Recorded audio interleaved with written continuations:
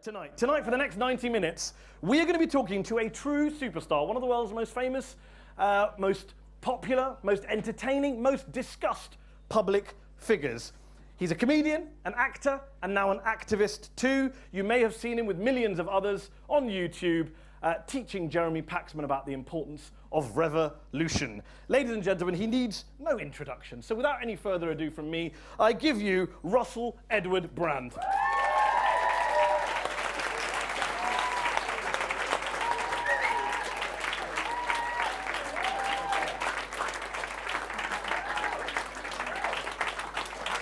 All right, mate. All right. Here's your sir. Thank you very much for inviting me to your pretend front room. Thank you very much for coming into my pretend front room. Don't get too comfortable. Like, how could I ever? We're going Under these conditions. see all these people who've come to see you tonight. I'm very flattered. I'm just going to get straight into it because Go time on. is short. We want to get through lots of questions and given the audience as well. Russell, ooh. It's very. We're going to do yoga. In 2007, Yes. The Observer did a profile on you, and they asked the question at the end of the piece: what will become of Russell Brand? 6 years later, millions of people have watched you on YouTube railing against inequality, elites, calling for revolution. You've become a political pundit, a political activist, a magazine guest editor, a revolutionary in waiting. How did that happen to a young stand-up from Grays, Essex? I don't know. You do. There was a plan. Well, I mean, obviously the attributes applied to me from the outside, whether they're flattering or derogatory, I can't take like credit or blame for. But I remember when I read that, it's the exact words were, because that was in the days when I used to read them things in the paper, because I was what is called much more solipsistic then, much more narcissistic, much more self-regarding. So if someone had written something about me, I had to read it. And I remember them saying that even after reading this book, which is quite an achievement, one wonders what will happen to Russell Brand. I remember thinking, oh, it gave me an eerie, haunted house feeling. Because I've had this feeling my whole life that something dodgy is going to happen, something bad's going to happen to me. Yeah, and a lot of them things did happen, actually. Like getting nicked and getting into like scrapes and trouble and sacked. Remember that when that happened? Remember when I nearly broke the BBC that time? Like, things like do keep happening to me. Like, so, you know, how this happened, mate, is I just carried on being the person that I was. I've not really changed that much from when I was about 7 or 8 years old. Some would say that's a hugely detrimental thing, but, you know, but we've seen this not whole new JD side to you. Salinger. We've seen this whole new side to you, a political side to you. I just want to check. So you are a lefty. We could call you a lefty?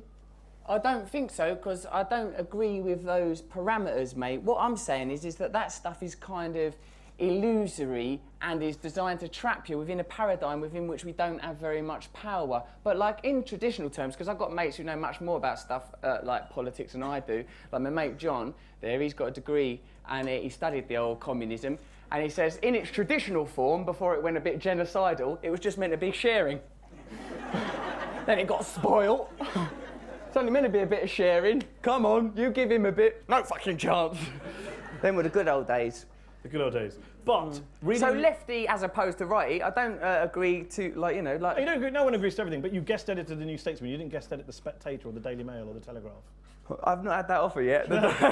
I'm sure Paul Dacre will be on the phone any minute. No, not to either of us. I read your New Statesman piece, the essay you wrote in the New Statesman. Mate, it was pretty long. It was very long, but it was interesting. You talk about... That's a bit heavy, that light. I'm sorry.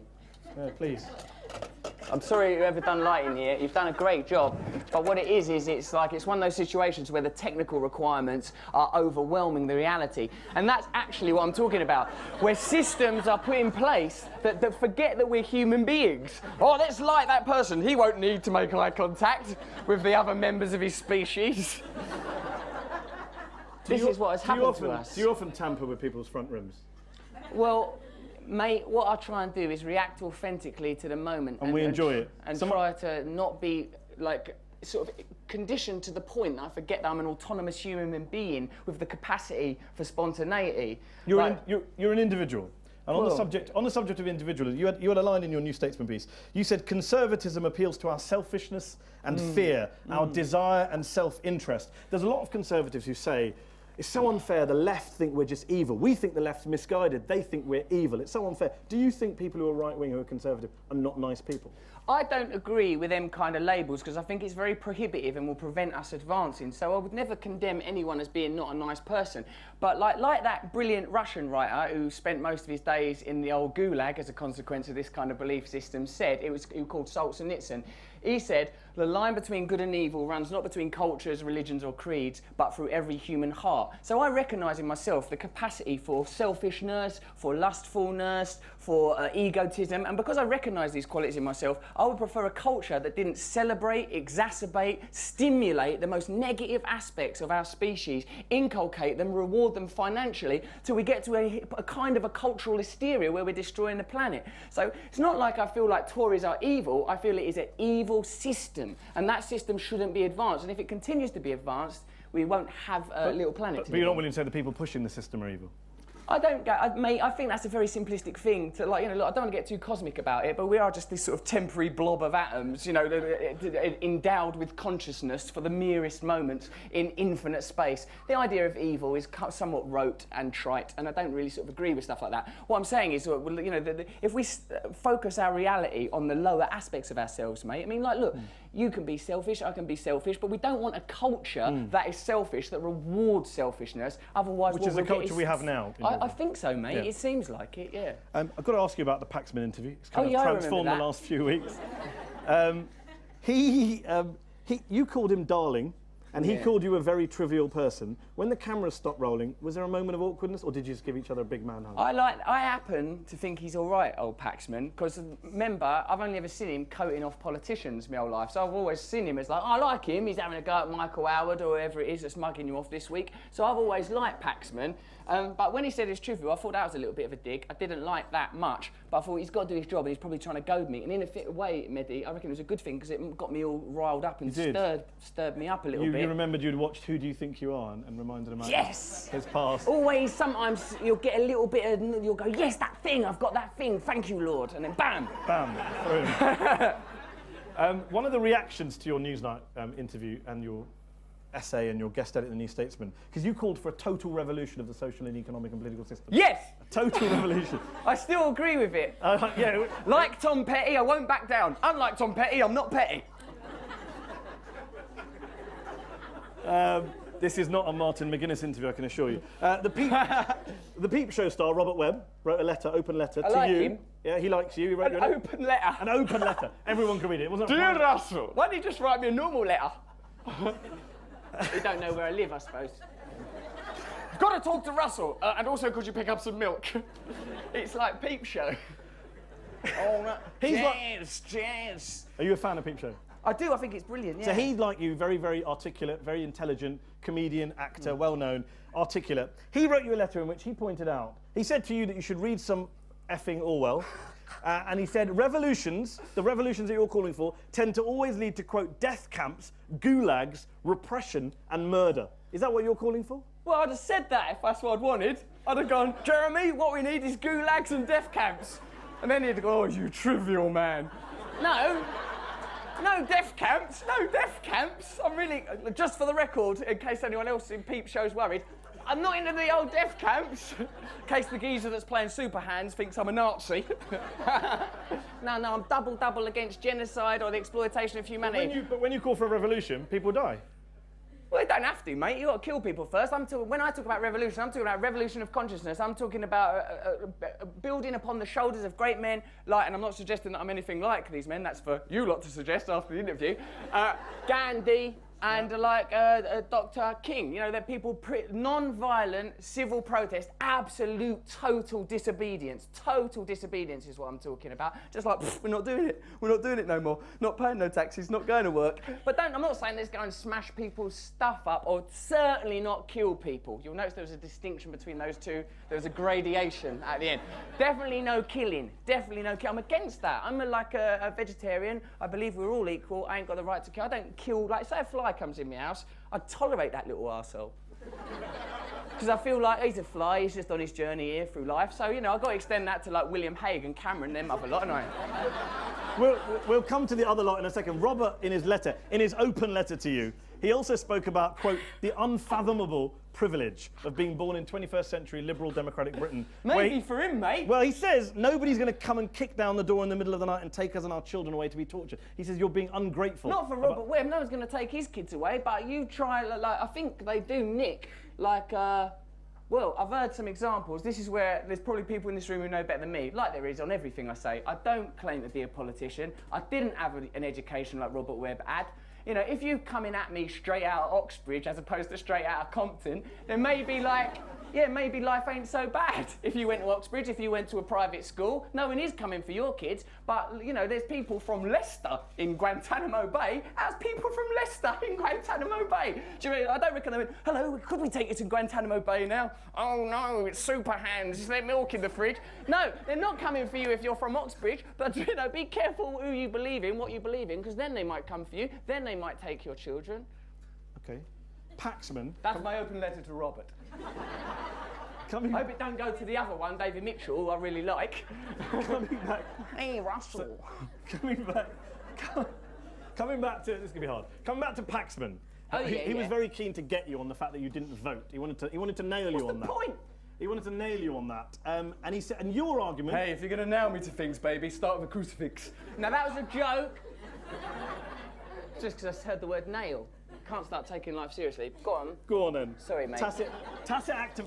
You say that voting is a tacit act of compliance. Yeah. In a system that doesn't represent the majority. Exactly. And unlike Paxman, I can see where you're coming from. I didn't vote in 2005 because I was deeply disillusioned by the Iraq War, and both candidates in my constituency were supporters of the war. I didn't vote. So I understand where you're coming from. But in every occasion, can you really say that, nicely done, now I can't drink any bloody water? Only if you think I've got some labial disorder, Mehdi. We'll Do you want to see the results? We'll talk about that afterwards. Give him some penicillin, he's thirsty. In every occasion, are you saying not to vote? On every occasion. At the next election, if you're a disabled person who's worried about losing your benefits being cut by this coalition, wouldn't you want to vote against a coalition government to get rid of it? I'm saying and if get you're a disabled person, demand that you are properly represented. Like, because then no one's doing anything. No one's doing anything. Who's standing up and saying, like, yeah, that's got to stop? I'm saying we deserve better representation. Not every 4 years. But they're not all the same, though, Russell. They're not all the same, but who gives a shit? Because they're not different enough. They're not doing enough. I ain't prepared to turn up and vote like an obedient little prisoner just so, like, oh, they went a little bit left, they went a little bit right, do the okey cokey. It's not good enough. We deserve better. We are creatures on a planet. We are mammals. Look at the faces of the people that we're being asked to vote for as leaders. Look at them. Look at them, feel it in your hearts. That ain't who's meant to be leading us. That ain't what David Cameron, them other mugs. It ain't meant to be them, there's been a mistake. They're meant to do the admin. They're meant to do the admin. Let them do that shit. Don't let them come up with the ideas because they're selfish. They've only known privilege. They don't know what it's like. They don't know what it's like to suffer. I'm not saying they're bad people. If there was a guy running for Prime Minister or for party leader who didn't only know privilege, who was from a background like yourself, all right, would you be willing to vote for him? What's he going to do? He's going to do some things that you want, but not everything you want. Fuck him. But you can't. Fuck him, line him up. So basically, Robert Webb will be upset with that. Listen, so basically what you're saying is unless someone comes along who advocates exactly what you're advocating, not exactly what I advocate, but look, let me, if you like, because in the end you get a little bit specific, don't you? Now, obviously, I've made it quite clear from my physical appearance, accent, and ludicrous conduct, hence too far, that I am not a politician. However, I know people that are double clever. Check this shit.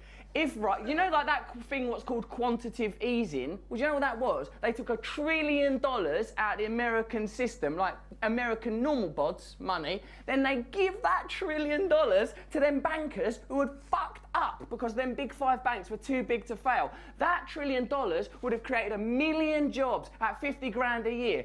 I think don't do that. If this geezer, who's a lot like me, puts that policy forward, he gets my vote. Let me tell you another thing. Philip Green, the dude what runs Topshop, he don't pay no income tax because he says it's all his missus's money. She's registered in Monaco, 1.2 billion earned last year. Not a penny. The people that clean Topshop pay more tax than the geezer that owns it. That paid the wages for 20,000 NHS nurses. You stick that policy on, I'll vote for you.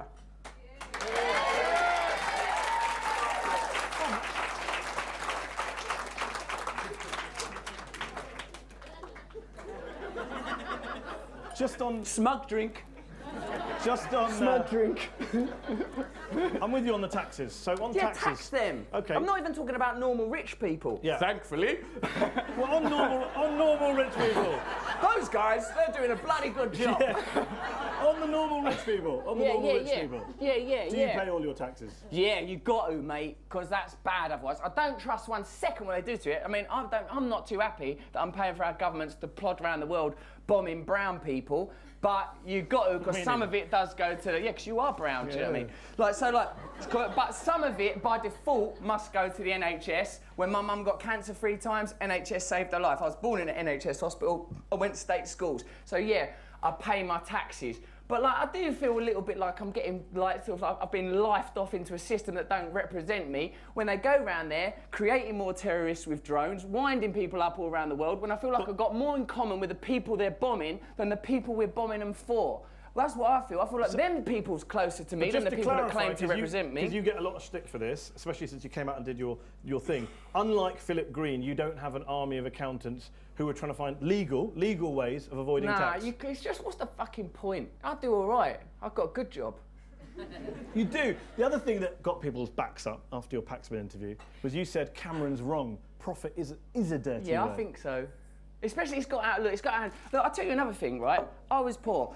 Now, when I was growing up, I wanted to be rich and famous. So, like, it's a bit like, I'm not saying I'm all right, Jack, pull the ladder up, but I'm saying I lived in a place called Grays. That place, whoever named it had a fucking sense of humour, because it is grey, right?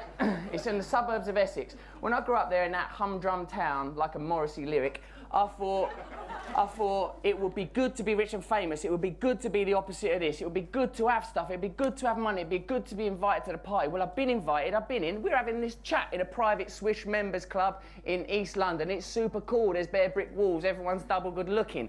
But I've been inside now. I've seen the other side of the looking glass. It ain't fucking worth it. It's not good. It don't feed your soul. I still feel empty inside. Because I tell you why. Because the things that you're being offered can't feel what we're looking for. Because we're like, do you know what?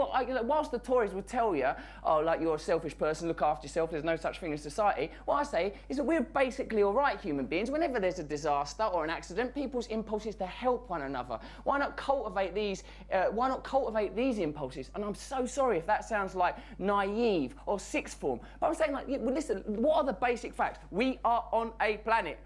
As far as we know, in infinite space. There are limited resources on the planet. There are a certain number of people on the planet. We need systems that get the resources to the people while respecting the planet. Any system that's detrimental to the planet or detrimental to the people because it helps 1 or 2 bods, fuck it off. We're allowed to do that, you know. This thing that's happening now, capitalism, it's held in place by lies, police force, and military. It's not like a sort of a thing that just happened like, you know, like monkeys picking fleas off each other. It's not a natural behaviour. It's inculcated, it's indoctrinated, and it's held together with fear. It may be indoctrinated, but people vote for it. Well, they shouldn't. That's my point. I know, but... Stop it. So Stop voting. That's your... And on the profit line, what do you say to people who say, what about your profits? I remember when I was poor and I complained about shit. They said, oh, it's because you're bitter. Now I've got a few quid and I complain about shit. I'm a hypocrite. Really what they want is no one saying anything. That's what they want. If you're poor, they say you're bitter. If you're rich, they say you're a hypocrite. Because they don't give a fuck. They don't want this conversation. They don't want us talking about this. People in power, privileged positions. So like, they want you to be talking about Justin Bieber. They want you to be talking about twerking. They don't want you talking about fracking. They want you talking about twerking. They want to get on with their job. Shut your fucking mouths and watch this shit, you fucking morons. And I know, because I've been part of the charade. But, you know, I'm awake now. When were you part of the charade? Hosted fucking MTV Awards, and I. Yeah. And that Big Brother programme, which was quite good. And I believe Big Brother... And I believe the phrase Big Brother was coined by George Orwell. I've read a few of his books. Didn't even go at Oxbridge. Read it in Gray's library. While you... Close them down. Close the libraries down as long as Philip Green's all right. I want to play a word association game with you. Okay. Break it up that a little was the first one. There you go, Philip Green. Okay, I'm going to say some names of people. You say whatever comes into your head. First word, first sentence, first 2. Sure. All right. Simple one. Start. We'll go through it. Tony Blair. Well, I think he tricked us a little bit, didn't he? Made us go to that war we shouldn't have had. David Cameron. Same as Tony Blair. Do you know they all go to the same parties? I've got a mate who was at a party the other night at some rich person's house. Them Tony Blair, David Cameron, they're all at the same party. They're at the same party. So at work, it's like, I'm this party, I'm that party. Nighttime, we're at the same fucking party.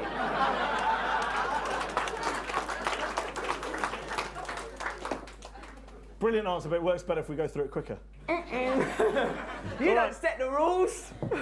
I'm seizing the right from you. Nelson Mandela.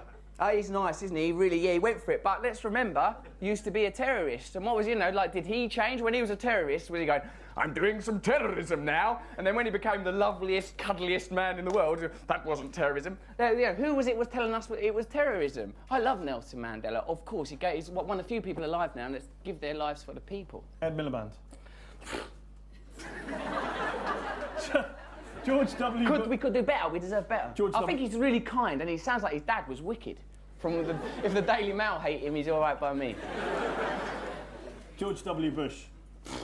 Fuck 'em, man. Like, I mean, like sort of like hegemonies and like sort of like that other one's son. Actually, on a personal level, at least he was sort of quite funny. Like I've not got a very good memory for hatred. So after a while, when I see a picture of him now, because he's like a little bit monkey-like, I think, oh, he was all right, him. I've forgotten all them wars and everything. You got into a lot of trouble because you called him retarded at the time. I did call him at them MTV Awards. I goes, it's good that like people were saying, because it was before Barack Obama got in. I goes, like people say, like, are worried about America, that they will never vote for a black president. But in our country, we're very impressed that you've got, I think you're very progressive. You've had that retarded cowboy fella in government for 8 years. In our country, we wouldn't give him a pair of fucking scissors. And I thought, if you say that in England, that's funny. In America, we had to have fucking police around the house the next day because people was coming to kill me. For that. Nick Clegg. He blagged it, didn't he, with the students? He turned round. I bet all of them, they're children of God, and in them they have a beautiful essence. But they shouldn't be doing that job. Boris Johnson, your old friend. Well, look, again, when he used to be on that Have I Got News For You, wicked. I loved him on that. He was so funny. I love his hair like a little baby bird. Brilliant stuff.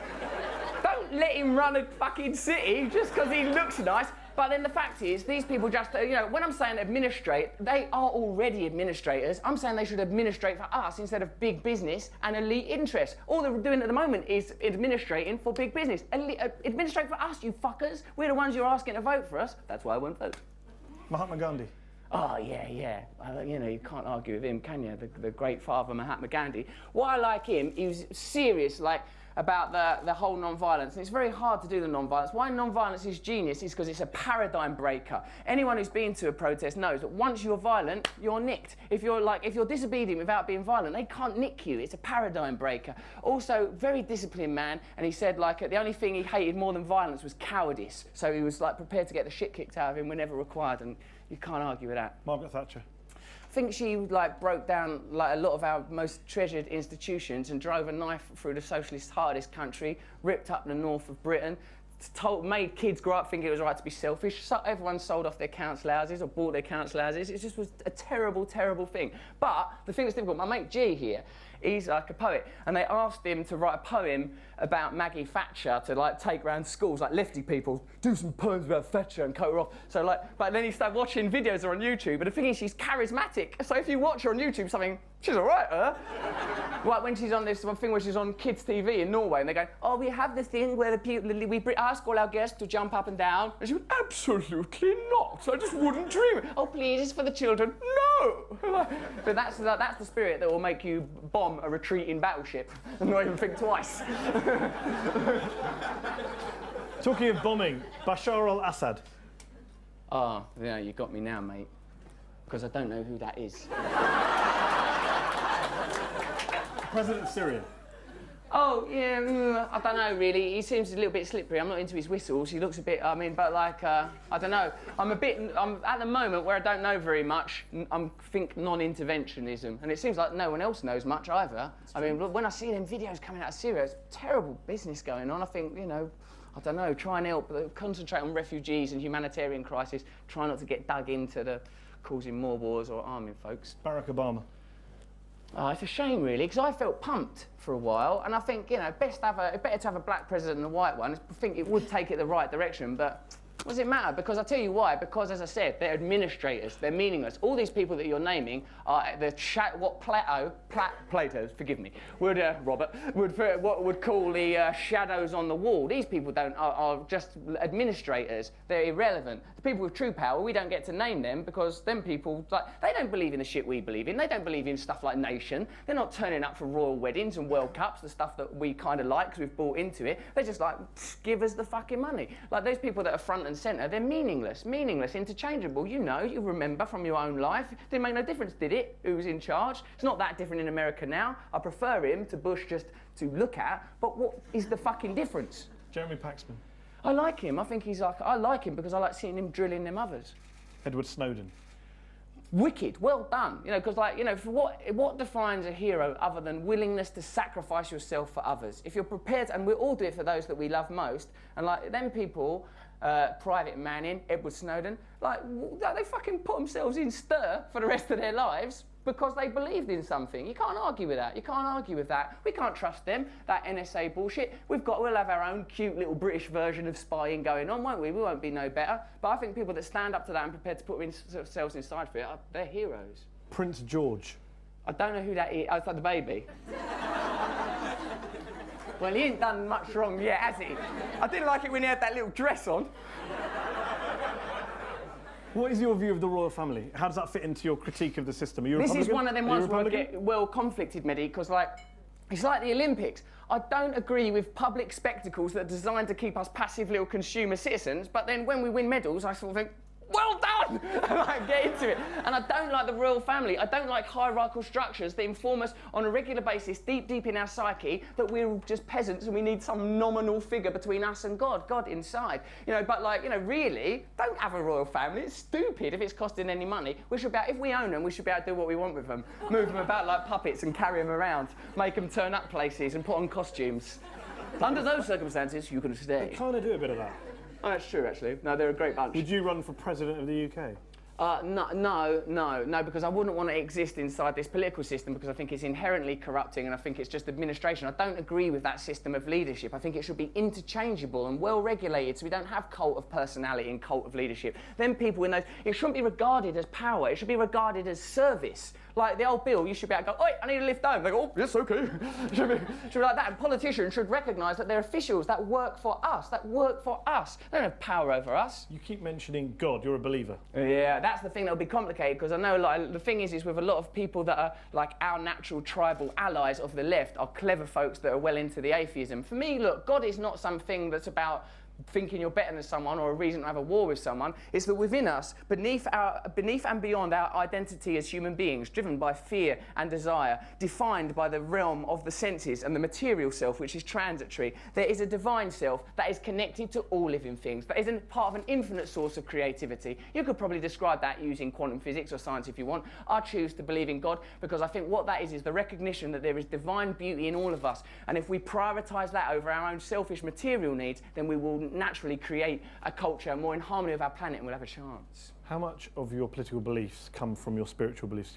People talk about New Age philosophy and you subscribing to all sorts of different things. All come from spiritualism. Because what is socialism other than, we're all just here together, just share, what's the point? I got carried away for a minute, I thought that my haircut was more important than other people's, living space. But I recognise, it's through spiritual practice that I've recognised that my own impermanence, my own irrelevance, the fact that I'm just a person shuffling through life, I ain't really no different now from when I was a little kid. And all I want really is I don't want that feeling in my stomach that people are being treated badly. I don't want a feeling that people are being exploited. I can't live with it. And that's a sort of a spiritual idea. I don't myself, I know you're a Muslim, I don't go in for them particular, I like those different books to guiding you through different ways of believing. I love the old Hinduism, for example. I think the Sikhs have got loads of good gear. I think they're all saying the same thing. Be nice. Be nice. It don't have to get all convoluted and complicated. It doesn't have to be a source for, What do you think about, do you follow the writings and views of people like Richard Dawkins, who says religion is evil? I think, you know him, like you're English, you lot. You remember in Bagpuss, Professor Yaffle. Like every week, they bring a new thing into that shop, and Professor Yaffle rubbishes it. Oh, that's nothing. That's not a boat. It's just an old shoe. Like I think but Richard Dawkins is like that. He just wants to dismiss and diminish and take the magic and mysticism. Anything that we're describing through science, we're describing through the prism of the 5 limited senses. Our eyes can only see between infrared light and ultraviolet light. There's light bouncing around everywhere. Our ears can only hear a tiny decibel range, can't hear the noise of a dog whistle, can't hear any high-pitched frequency sounds. Isn't it likely then that there are other vibrations, frequencies, energies, consciousness moving through the universe? Like Einstein himself said, when asked if he was religious, well, I believe there are forces in this universe that I will never understand, and I hold these forces in great reverence, and to that degree, I am religious. Now, you could take that as being an atheistic statement, but for me, that's like an acceptance that as human beings, we are mere temporary custodians of this beautiful planet, and we should behave accordingly, with regard and with love. It ain't complicated. Why do you think so many people... Why do you think so many people don't take the planetary crisis seriously? There's a lot of climate change deniers around. Lots of people going out there saying, it's all a myth, it's an exaggeration, it's a left-wing plot, the planet's fine, there's no warming. Because if we start taking that seriously, the planet, it bonds us all together as one, and it means that elites cannot advance, and it affects their economic interests. It's an economic issue. They need to be able to continue doing their jobs, which are about the exploitation of the planet's resources. And if all of us start thinking in terms of, hold on a minute, we're all just on this little bloody planet. What happened? Like that mad Carl Sagan thing, or that astronaut geezer. I can't remember which one. He was like not one of the ones you'd remember. He was about 7th to the moon. By then, everyone's like, oh, right, we're going to the moon now. Fuck it, who cares? Hey, I'm in the moon. Yeah, seen it. Like, but he said, he goes, when you see the Earth from space, you think, oh my God, everything that's ever happened there. Everything. Every war, Adolf Hitler, Jesus, everything. All the people you've ever loved, all the people you've ever lost, all the times you felt embarrassed in your little tummy, all the time you felt, oh no, she doesn't love me and I love her. All those little feelings on that planet, Shakespeare, Milton, all on that planet there. He said, when you look down at that beautiful planet and realise, oh my God, in spite of what we think, we are literally connected. We're literally made of the same things. Carbon-based life forms breathe in the air in harmony with the planet. He says, you look at that thing, it makes you want to grab a fucking politician by the throat, drag them up to space, and they go, look, you fucking idiots. But like, well, could you sustain the anger for that journey? Actually, I've come to quite like you since we've been floating in the pod. Right, I'm going to get myself worked up again. Tell me some of your beliefs. Well, I think I should have all of... Right, you fucking... There's that... Get out of this spaceship! I wish we bought a monkey. You've talked about different types of exploitation. One thing I'm interested in is you have been quite involved in the Israel-Palestine conflict. What? Hold on, have I? Not fighting it, not calling for gulags. I started that. Not calling, but you have been a supporter of the Palestinian cause. When the Gaza was being bombed, I believe you put your name to some statements. How did you get involved in that? My thing is this, like, if there's a situation where there's conflict, the people what have got the power, the onus lies with the more powerful people. That's my feeling. And that could be in an argument. Say you're having an argument with like your kid or something. You think, well, you can't go, you little bastard. You know what I mean? You've got to accept that if you've got the power, you have the responsibility. I think that's out of Spider-Man. So like, you know, so like my involvement in it is like been fundraising for refugees, but like, you know, I don't, it's not like I wouldn't put myself in a position of going, like, it's a very complex conflict that has lasted for millennia. And that's why I've preferred to focus on humanitarian and spiritual ideas that are absolutely unifying. And like, because the sort of very concept of revenge will just drag this shit out forever, won't it? All right, well, coming back home, one of the big stories in recent weeks has been press regulation. What do we do about the media? Steve Coogan, Hugh Grant, fellow actors, have been leading the charge to get better regulation, to have better control on the press, backed by law. There's a talk of a royal charter to bring back the royal family. Do you think the press is out of control? Should it be regulated better in the UK? Well, they're irrelevant, aren't they, now, I think, really? I think people are giving up trust in them. I sometimes look at it because it's like, oh, it's in my house or whatever, and it's good when The Guardian done that stuff with NSA, but pfft, who cares about that? I'm like, for me, this level of power here, Cameron, Miliband, all those folks, this level of media here, like, oh, talking about this, press intrusion, privacy, I just think, who cares? I'm interested in making sure the people that are being exploited, that are incredibly poor, get resources and the planet ain't destroyed. So, yeah, good, regulate things that have got too much money, regulate things that have got too much power, but for me, I don't think of it as like my row. When they say all that stuff about me, I just ignore it now. And on the drugs front, you became prominent last year. You turned up at Parliament. There's a roll of power. Can we have some more water? A lady just bought it. Oh no, you can do it. Thanks, mate. Cheers. Thanks, buddy. Don't put that in your mouth, you perv. Put it in your mouth. No, mate, Come all this way. I'll pour yours first. I drink a lot of water because I'm an alcoholic. So, like for me, Is it not because you talk a lot? Probably that also. It doesn't help, does it? I talk a lot, so we both drink some water and You're carry brilliant. on. Carry on. You're very kind. I see you on that thing, that YouTube thing, Standing Up for Islam, Day After Woolwich. I think you're really cool. You're very kind. I admire you very much. You're very kind. I love we you! all love each other. We all love each other. Look, on drug laws. Like that Fast Show sketch, Ted, where he just loves Ted. I never can tell Mehdi how much I love him because, you know, he's married and that. So difficult. Although my wife did wonder why I used the word sexy in your description of me for the event. Did she? Well, she's the last person who should be wondering. You want to look at your marriage.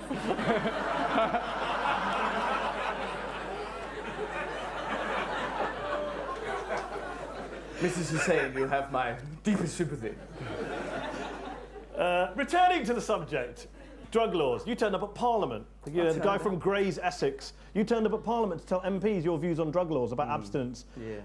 How did that happen? How did you become an authority on drugs that people want to listen to, apart from having used it?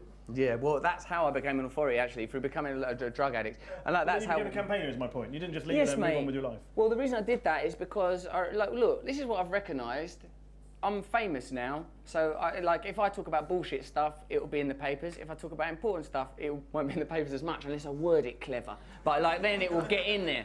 So now I'm a drug addict, and my life was saved as a result of the compassion, kindness, and tolerance of other people. That's why I've got to be compassionate, kind, and tolerant to others, because I was people that could have really easily wrote me off. Instead, decided to love me and give me another chance. So if I get asked to go and speak for some select committee, I know this thing. I'm not got no judgment on people that use drugs recreationally, and it's a good job because otherwise about half our fucking audience will walk out. I'm sure there's not one of them who's not high as a kite. But there's certain people, like me, about 10% of the population, have what I think is an illness, or at least a condition, where you can't take drugs or drink safely. So those people shouldn't. I believe those people should remain abstinent one day at a time. Now, there are ways of doing that. There are abstinence-based societies where we can help one another. But you're not a fan of the whole criminalisation of everything? That's ridiculous. What's the point? If people aren't well, I mean, there's no point making people criminals because they're not very well. If you've ever met a drug addict or been around them, you'll know two things. One, they're fucking annoying. And two, they're not doing it for pleasure. They're doing it because they cannot cope with the pain of being alive. They can't cope with it anymore. The upset, the hurt, the loneliness, the emptiness. And drugs and alcohol is not the problem for these people. Reality is the problem for these people. Drugs and alcohol is the solution to that problem because you simply can't cope. That's what it was for me. And when you look at someone like David Cameron, he's quite tough on drugs. He doesn't want to soften the war on drugs, and yet there's all sorts of questions. He refuses to answer questions about his own past. He's gone out of his way to kind of say, I'm not going to talk about my own past. Does that bother you when you see politicians kind of cracking down on drugs? Well, not really, because as I said, I write them lot off. They're just, Right. For me, these people they're nothing to us. They are just shadows on the wall. They are a zoetrope. They are an illusion. Ignore them. Ignore them. They will go. We don't need to involve ourselves in their paradigm. Create a new paradigm But that Russell, they makes have their power. one opposite currently. Russell, they have power, as you admit. If you ignore them, they don't go away. They carry on passing laws I'll tell you might not something like. important. No, the reason that we're not... Guess why we don't go around on horse and carriage no more? Because someone invented a car. If you create a better system, the old one will become obsolete. The old one will become obsolete. that Let's what not you're working focus on? our energy on the people that are faffing around in the old system that enhances their privilege, inculcates their systems, their ideas, and incubates them in their privilege. Fuck it off. Now, focus on new ideas. It's not going to come from them. They've had plenty of time to come up with something. They haven't. I think swerve them, and David Cameron, I don't expect nothing from them. I don't expect nothing. They've never given us anything up till now, except state schools and all that stuff, everything begrudgingly. I don't expect them to come up with compassionate drug laws. I expect them to regard them as criminals because it's another minority that you can criminalise and blame for society's failings. Plus now you get more and more privatised prisons that you can fill up with poor people that haven't got any better opportunities, like they do in America. 80% of people in Nick acquisitive crime because of their drug habits. And if you've got private prisons, you need prisoners to put in there to run them What's companies. a better place to live in, America or Britain? I don't know. Actually, in political terms, do you think? Where do you feel more comfortable? I don't really look. I'm English, so I can't judge it. I love this place. I love this country. I love the people in this country. So this is me, you know, this is me. And one last couple of questions before I go to the audience who've been waiting patiently to come in. I spoke to a lot of women as I was preparing for this interview. Yeah. And they basically seemed to, the people I'm I a spoke to. sexist, it turns out. Well, that's what I wanted to split it into two camps. Half the women I spoke to said, I asked them, what should I ask Russell Brand? They said, are you single? And if not, what are you looking for in a woman? That was one half. And the other half said, would he admit that he's a bit of a sexist, misogynistic? He sees women only in sexual terms. I wouldn't... Do you want to deal with both of those questions? Yeah, I will. I'm in a relationship at the moment, and I don't think I don't think I'm sexist. But you probably can't, like how I can't, like you're a Muslim man living in Britain. So if I start telling you, hey, it's great here, there's no problems for the Muslims, you might go, what do you fucking know? You're white, you're relatively privileged in that. So I thought about it for a little bit, and I thought what it might be like, because I don't think I am sexist. I don't think I am. But now I remember my grandmother. Now my grandmother, she was the loveliest person I've ever known. She was racist. I don't think she knew though. You know, I don't think she knew. I didn't think she knew that she was being a racist. I think it was just like, oh, well, they're not, like, if a black person and a white person get together, oh, they're not one thing or the other, are they, Russ? No, Nan, no! Nan, you lunatic! I think, I don't know if I have some cultural hangover. I certainly don't want to be a sexist. I certainly don't want to judge anybody on the basis of stuff that they can't help or stuff that they can help, to be honest. I don't think it's my position to judge. I know that I have a great love of proletariat linguistics, so I do go around using words like darling, bird, but equally mate and bloke, you know, so, but like if women think I'm sexist, then they're in a better position to judge than I am, so I'd have to go, oh, all right, I'm sorry, I'll work on that. A very, very candid answer. I'm going to throw it open to the crowd now. We're going to take questions. I'm going to take them one at a time. Stick your hands up. I can... Take them two at a time. No. Like I did when I was out there being sexist. Yeah, fuck the police, man. I haven't learned a thing. Because I'm a comedian, I can do that. You can. Nothing's real. Who picks the questioners? I'm going to pick them. You can pick them. You pick You them. pick No, them. you You're in pick them. charge. You Otherwise, pick it's them. like I'm too much for you. Go. You talked a lot about the spiritual influence. Do you want to wait for a mic? We've got a microphone coming around so everyone can hear you. Yeah, cheers. Well, thanks, Russell and All right, Mehdi. mate. You talked a lot about the spiritual, influences in your life. I know you've talked a lot about transcendental meditation, and you preach really well about it, and I can see how it influences your view on stuff. But I'm interested, what I haven't heard much recently in the interviews and the article and that, is how, if at all, it's affected your personal choices and like your lifestyle choices and things like that. You mentioned then just about women and stuff like that. I'm interested to know whether that's had a knock-on effect personally for you. Spiritual practices, thanks for that question. Spiritual practices, as anyone that has a spiritual life of any kind will tell you, it obviously influences, it has a huge impact because it diminishes the aspect of your life that's materialistic. For me, what meditation's about is recognising that my individualism, my fear, my desire, what I want, what I'm afraid of, those things are normally temporary and impulsive things. And like through meditation and to a degree prayer, I connect with a different narrative, a different frequency, could say, of consciousness. I think that's incredibly valuable because then you're more likely to start valuing ideas that are not about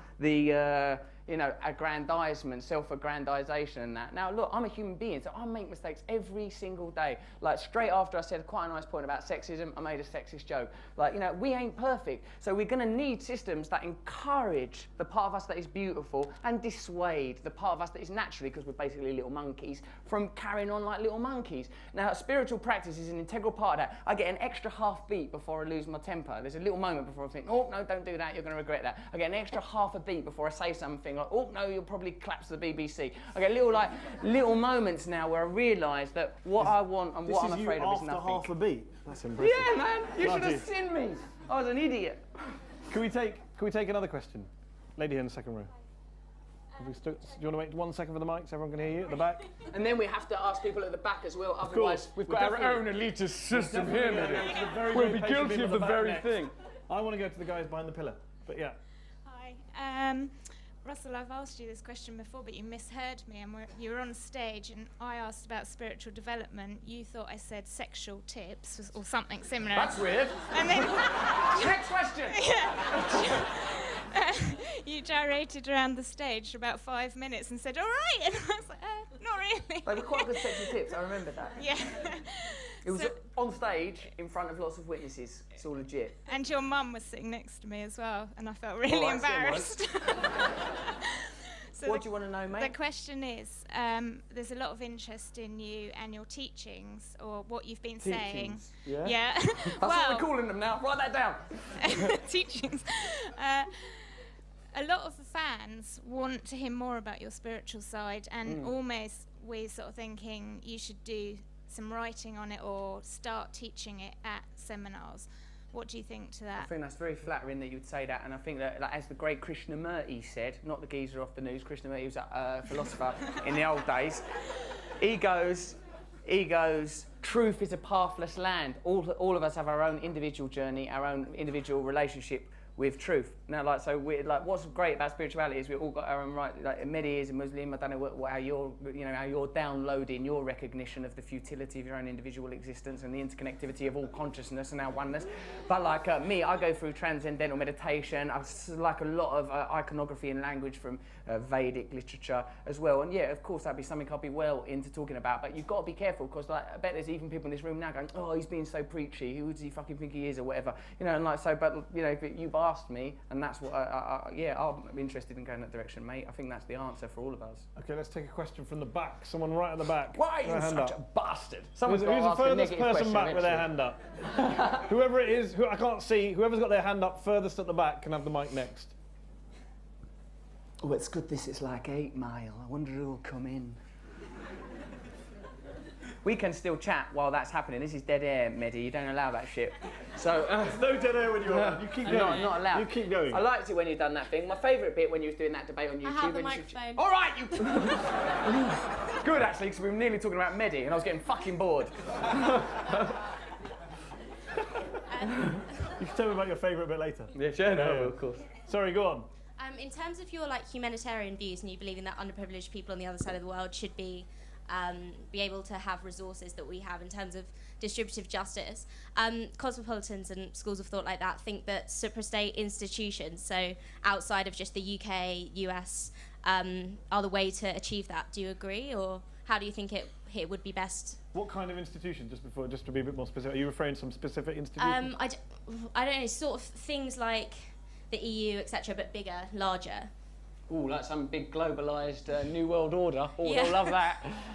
Well, I think given that many of our problems are global, it would be good if we had a global agenda and global system. My view comes primarily from a visit that I made to Kibera, the slums near Nairobi, where I witnessed this sort of devastating poverty in the dumps that are around that city, like endless waste, and people living within that ecology, animals living within that ecology. Then, because of the nature of my life, especially then, like all famous nonsense, I found myself at a fashion show in Paris, and it was like a couple of weeks later, and I'd just come back from that Nairobi, and like there's kids there that would forage for bottle tops. I guess they could recycle them or something and get some money out of it. I mean, it's just the most horrendous thing, the stench, the smell. My mate Nick goes, he had to revise his vision of hell to incorporate what he'd seen there.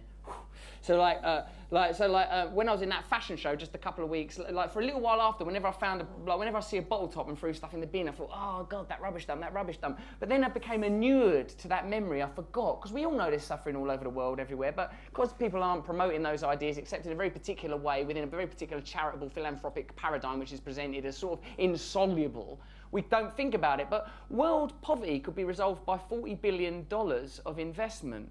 Oh my God, that's not that much, not compared to the $50 trillion in the hands of American millionaires, not when you consider that the 7 heirs of Walmart have as much money as 140 million Americans combined. These problems need to be, we're not talking about national redistribution of wealth, we're talking about international, global redistribution of wealth and resources. So yeah, that a necessary component of that would be sort of some sort of global institution. You're quite right, mate, but Jesus Christ, I don't know how to set that up. It sounds double complex. I struggled for an hour before I put this fucking jacket on. Okay, should we take another question? Somewhere in the middle? Lady here next to the camera. Fourth row back. Do you want to wait for the mics coming down the line to you? Oh, right, so the bit I liked, Mehdi, was like when someone tried to butt in on you and you went, I don't remember you taking questions. I thought, oh, this geezer's one, two. Oh. 1, 2, 1, 2. That's so cute. It's like Spinal Tap. So, okay, I've been following you for a while, although it sounds scary, I know. But anyway, it is. So you're just making the phone calls. It's just about when you talk about the stuff that you do, you never mention class system here.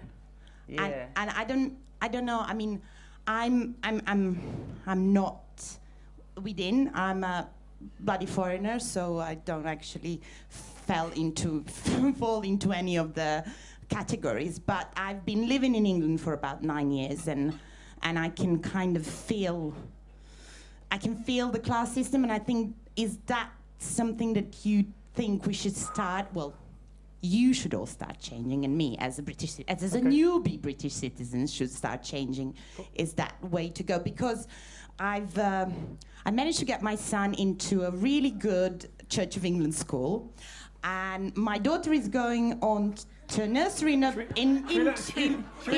about the class system because a lot of people waiting to ask questions. Sorry, I'll wrap it up. It's a very good question. Class system. Yeah. I'm interested in the class system of kids' schools. What is this system? Well, that is where it all starts. Lunatic. Come on. Get the mic. No. Class system. Go to class system. Do you talk about class? I'm British, so of course you can't avoid class if you're from this country, but I don't think it's helpful for us to focus on the things that divide us, but rather our similarities, the things that bring us together. Now, class has been a divisive instrument for a very long time. I think this, that like what there is there's power and there's not power. And how I think our eminent hegemony has succeeded for a long time is by turning us against one another. Like, you know, when you get movements like the EDL double worried about immigrants and Muslims and stuff, like there's no problem because of immigrants and Muslims. Like, you know, like, I'll check this, here comes a statistic. Benefits, right, signing on, cost $5 billion a year. Tax avoidance costs $25 billion a year. Who's the problem then? Who's the reason there's a poor white working class? Is it because of people signing on? Is it because of immigrants? Or is it because there's a super rich elite taking all the money? That's a rhetorical question. The answer is the super rich elite. So, like, I don't think we should focus on... Do you see yourself as part of the super rich elite? I don't. I'm well off. Of course I am. And, like, you know, under the utopian system that I'm describing, I would get less money, definitely. That's why you should trust me. I've got nothing to gain from this thing. But, like, I'm not the problem. I'm not trying to stripe up people that got a couple of cars and are doing all right for themselves. I'm saying for super rich corporate elites that are siphoning off into tax havens, billions of dollars, pounds, who cares? It's all bullshit. But, like, you know, like, and not contributing to this society. I've given you the example of Philip Green. If that was like, you know, say me, I don't mind that stuff they got in Topshop. Some of that vintage stuff is all right. But that bloke's, you know, 1.2 billion quid he ain't paid in tax. So wouldn't it be a good thing to not get stuff out of Topshop? It'd be hard because you'd forget. I'd probably forget. I say stuff like this sometimes and think, oh shit, I'm in Topshop. You know, because it's hard to avoid the system. Look at me. I've got, like, you know, I've got sexy trainers on and all that stuff. We're just to be part of fair it. to Philip Green, he would say, I'm paying the taxes that are required of me, I'm not breaking any laws. Well, yeah, and that's exactly the problem, because the system is set up to benefit people like Philip Green. You know, like the system is set up for him to avoid taxes in a cosy way. You know, like, it's all right. We need that to not be possible. Not be possible. Take the money off him. 1.2 billion is for his missus in Monaco. We'll have that, mate. I don't know if it was 1.2 billion, but it was a lot of money. I don't know, but we're having it anyway. I don't understand numbers. I think we should be allowed to go in. Yeah, this is what I think. Like, support movements like Anonymous, Occupy, who do incredible work at UK Uncut. I think I would support Occupy, occupying Topshops, going there just loafing about, being a total pain in the arse. I love them Occupy people. They're cool. They did something practical, and for a while it worked till the media goes, oh, they're crusties, they're hippies. Fuck, they're not scared of crusties and hippies. They're scared of the message. That's why with me, he's a hypocrite millionaire. So don't worry about what he said, because the planet isn't being destroyed because of hypocrite millionaire. Well, is the planet being destroyed or isn't it? Yes, but that doesn't change the hypocrite millionaire thing. Who gives a fuck about hypocrite millionaire? No problem, I'll be dead in 50 years max, you have my guarantee. So, like, you know, what we want to focus on is things that matter. Don't let them distract you with personality and all that bullshit. Get on with what's proper. Occupy Topshop. Okay. Lady there in the corner waving at me. You bloody flirt. And then you goes, Hello. I don't remember you. You talked about Philip Green. You're in a privileged position where you get invited to a lot of parties, things like that. Yeah. You went to a party at Heathrow to launch a Topshop earlier this year. I wondered if you questioned him about his tax then, and if not, do you plan to? Yeah. What, you like the hostility? I believe the word boom comes at the end of that. Well, yeah, I did go to... I've been to loads of them parties. Where is the person that said that thing? Wave your hand, it's right there. All right, mate. Yeah, I'll go... I go, like, I have been to a lot of them things. I'm not saying that I'm talking from outside the system. I ain't floating around in some bubble of enlightenment. I ain't saying I'm different from you or better than you or nothing. I'm saying the opposite. I'm saying I'm the same as you. That I'm subject to failings and flaws. I've done terrible things in my life. I'm scum. I'm a scumbag, dirty drug addict. I've done nasty, nasty things in my life. Nasty things that I'm ashamed of and I've got to live with. And pretty high up on that list is going to fucking parties by Philip Green. Yeah, I don't know what Philip fucking Green looks like, but I'll tell you what, mate, if I ever got to one of them parties again, I will ask him, because I woke up, I've been asleep, like all of us, I've been asleep. Because I've been distracted. It's nice to get a load of money. It's nice to get a load of attention. It's nice if you're a fat little kid growing up in Essex who thinks you're worthless, suddenly everyone's telling you you're great. It's going to turn your head and fill you up, puff you up. But do you know what you notice in the end? Oh, fuck, it's bullshit. I've been conned. I've been conned. Do you feel you're on a mission? Yeah. Which has started recently. Well, I was always on. Like, my mates that are here that I've known for a long while, like, they used to, like, worry about me. When we used to go protest and stuff, stop the war, whatever, they used to have to stop me because I was so excited that I used to get arrested too quickly. It wouldn't make any difference. When we're coming out of the house, yeah, fuck, that's our window. Whoa! All property is theft. All right, on that note, let's take another question. Let's take a question right at the back there. Lady with hand up right at the back. I've come tonight from Grays in Essex. Oh, God. It's followed me. He's worried. I was wondering how you feel about the fact that McDonald's has been turned into a betting shop. I thought that was bad. Now, I never thought that I'd be sorry to see the back of that filthy, stinking, grinning paedophile clown, Ronald McDonald. The Jimmy Savile of corporate logos. But how do you go down from if you start at McDonald's, how do you go down? I was back in Grays like a week ago. One of my mates works in mines. You know them? You. We met. Is this going to get embarrassing? Yeah, well, all right, so you know I was in mine, but everyone else don't fuck the narrative, right? Also, this makes me look good because I'm in a charity shop. So I'm in this charity shop, I'm kind. So I'm in this Minds charity shop that my mate works at, opening it. And like Grays is where I'm from, and let me tell you, it weren't that nice when I grew up there. Now it has deteriorated further. I think, what's happening to this place? What's happening to these people? Where is the money going? More importantly, where is the optimism going? Now that McDonald's, yeah, that's where everyone used to meet outside that McDonald's, and now it is a betting shop.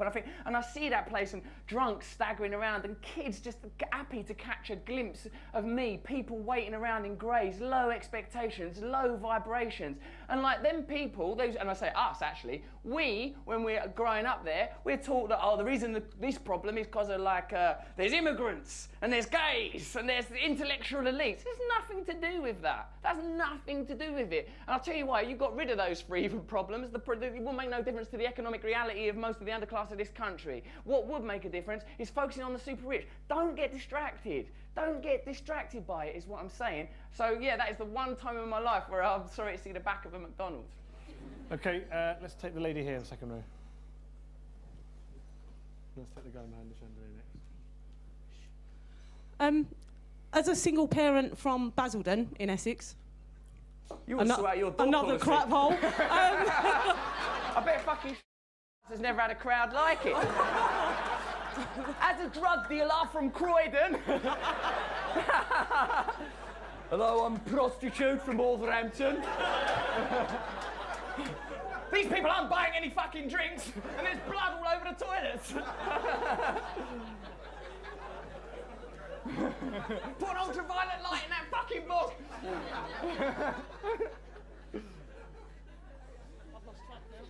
Do you remember what you wanted to say after that? Go on. I recently have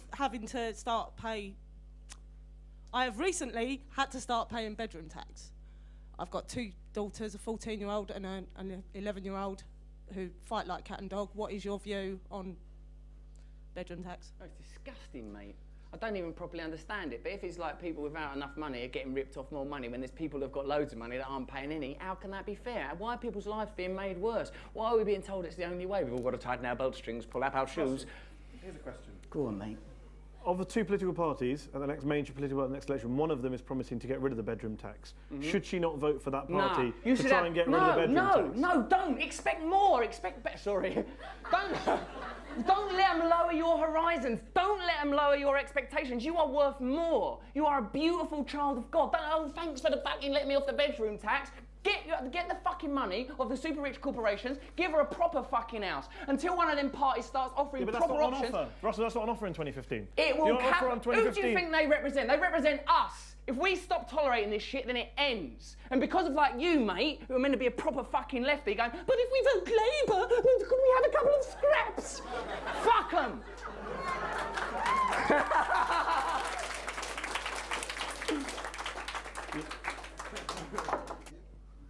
You better have had a university education, because you're making this audience look like scum, the people you've chose so far. I've got a master's Well degree. done. Good work. You speak of changing the human psyche, and there's an issue with the super rich and the elite. Do you think a major world event such as a mass drought through overpopulation, because as you know, like there's 9 billion people. There's going to be 9 billion people on the planet by 2050. Do you think a major event such as a global drought would change that? Because where I'm seeing it, there's very few people like yourself who are speaking out, but the system is so large that and people are living comfortably. Like Yeah. do you think that We're a bit anaesthetised, aren't we, by our trinkets and our comforts, kept all doped up. I can't remember, it's probably Rumi or someone, goes like, pity the poor trapped in their poverty, the rich spellbound by luxury. We're all, in a way, getting shafted. Now, having been both, I prefer the latter. But what I'm saying, mate, is that, in a way, we should be very, very optimistic for a number of reasons. Here's some of them. Capitalism has provided the organs of a functioning body. We have media now. We have the ability to communicate information. We do have, when they're not shutting them or turning them into flats, hospitals. We have the infrastructure. The infrastructure is in place. What's needed is an ideological shift. You're quite right that some sort of global cataclysm would create a change in consciousness, but maybe we shouldn't wait for that. Maybe we should start addressing some of these ecological issues. And the other thing that I will say, when people feel sort of despondent and that it's too much to change, no.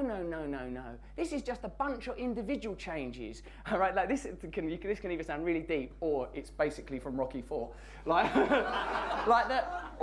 I'm in charge of my consciousness, you're in charge of your consciousness, each and every single one of us is in charge of our own consciousness. If I can change and you can change, maybe the whole goddamn world can change.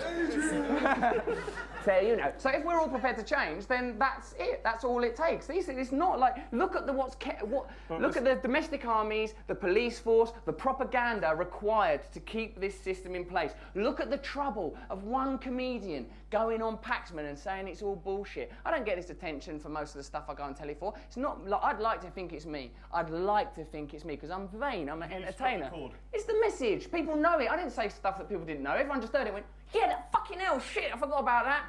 Loads of people are working and loads of people, it's their lives. But me mentioning it was convenient that I was able to do that in that little moment. Because we know it could be different. Of course it could be different. There are different systems all over the world. Germany's got a better fucking manufacturing industry because it regulates industry a bit more tightly. Latin America's got countless examples of it. Like Switzerland and Portugal treat junkies better. There's all sorts of better systems, but what you've got to take money out of politics and you've got to be active. You've got to get ready for some civil disobedience. But the good news is you will feel better than ever before in your life because we will be connected. Are you going to join in the civil disobedience? Yeah, I'm there, man. I miss it. All right, let's try and squeeze in a couple more because I promised that guy in the cap right there at the back is what behind that time is it? 'Cause chandelier. I'm tired. Don't worry, I'm going to let you go. I'm going to let you go in 5 minutes. We'll let two more questions. This is like school. Go at the back in the cap. You're loving it, Russell. You love Except it. I'm the only one talking, which is what I thought at normal school should have been Go happening. on, sir, in the cap. You got mic? Hello? Hello, we can hear you. Sorry, Russ. All right, mate. You've been rabbiting on that long, I forgot what I was going to ask. Yeah. No, basically, I understand what you're saying about not paying tax and that with Richard Green, whatever his name was, that gives me a top shop. Right, but I have a different view to you. I agree with a lot what you say. I think the world we live in's fucked. I totally agree with you, totally. It's a shit world. And it ain't the country we brought up in. You know what I mean? When we was both kids and that, it was a lovely place. We're It is running out of fucked. time, so can you get to your point? Because we want to My point is, do you not think they don't pay the tax because they have the same belief as you? They don't want to put the money into a system that squanders it on shit. Yeah, you're probably right, actually. Because I don't pay my tax for that reason. That's fair enough. You know what I mean? Get a camera on that guy! Listen. I don't agree with the stuff around the world. No, you you're know what I right, mean? you're right. And it's for that reason. That's fair enough. That's a fair perspective. Like I said, when I was saying, like, you know, you've got to pay your tax. I've got to pay my tax. You know, you don't have to. You do what you got to do, mate.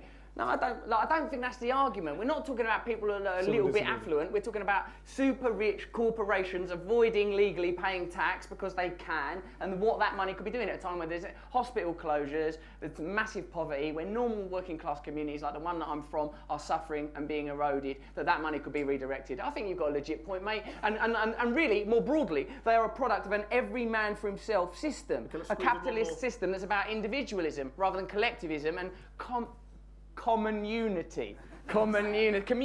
Let's make one more question before we finish. Gentleman here with his hand up. Why do you keep picking people so far away, mate? It's all, I'm trying to be fair. It's all people over here. All right. You sexist pig. Hi, Russell. You keep your answer shorter and we'll get one more person in. Once I'll start rapping, How's that for a deal? terrible. You, Right. and then we'll go to the lady here on the side. Russell, you've got your people question talking short. about politics who, I mean, I am talking about politics with people who would never want to discuss this sort of thing. You have, whether you like it or not, become a political leader of sorts. Are you here to stay, or are you going to sort of drop some of these ideas and leave us to make our own minds up? Or are you going to use that celebrity for the positive and actually turn the dark arts into something good? I'll try my best, mate. You try are, my I best. think. I will. I'll try my best. I'll tell you, because I've been both sides now. Like the lady said, I've been in glitzy parties, I've been in movies, I've seen it up close. There's nothing to get excited about. It really ain't. And like, so yeah, I think this now. But I've got to, like, you know, like I'm just a bloke, aren't I? So we can all just be in it together and just contribute our own little bit. But like, yeah, I ain't got nothing better to do in my remaining few months on the planet Earth. Lady here. Yep. So you spoke earlier about your frustrations with the criminal justice system and drug addicts in general. Sorry. Mic check 1 2. Well done. So basically, it was on the news last week that some of the European countries are now going to be setting up shooter rooms. Is that something you think we should look at doing in this country? And if so, do you think it will benefit drug addicts in any way? Yeah, it does, mate. Because, like, you know, like drug addicts take drugs, and you know, like I'd rather like an intravenous drug user was using in sanitary conditions rather than hanging around like in alleyways using. It's just stupid. I visited a place in Vancouver run by a wonderful woman called Liz Evans. I can't remember the name of her organisation, but it's in Vancouver. Won't be able to find. They have shooting galleries there. It's like, you know, everything's kept clean. It keeps people out of trouble. Drug addicts are going to take drugs. We don't get to choose that. I personally don't take drugs because I know it's bad. But all we can do is make the situation worse by criminalising it, creating a criminal economy, creating illness, creating social problems at every single level. That, for me, seems like a very, very silly idea. Facilitate it, treat them like they're ill, and try and get them better. That would be my advice. And yeah, that's a sensible suggestion, mate. And one last question from me, very quickly. It's a double-headed question, very quickly. One, is there one thing you most regret doing that you'd like to forget about in your life? And number two, what's the thing you're most proudest of? Well, no, I'm very happy in this moment. I love this moment. This is the only thing that's real. I'm happy to be in this place that I've been in before, and I felt nervous and like I didn't fit in, or I felt excited, or, you know, like about stuff. I'm happy to be in here, and I'm talking about stuff that I actually care about, and I'm with people that understand it. It gives me very, very great hope, and it makes me feel very optimistic about the future. So this moment now, this is the only thing that's real. Everything else is an illusion. We decide in our own reality. We are in control of our own consciousness. This is our planet as much as it's anybody else's. We can do whatever we want. So this is his best moment. I do regret going to that Philip Green party. Ladies and gentlemen, we have run out of time, but I did promise you a roller coaster ride. I think we got one. Let's put our hands together for Russell Brand.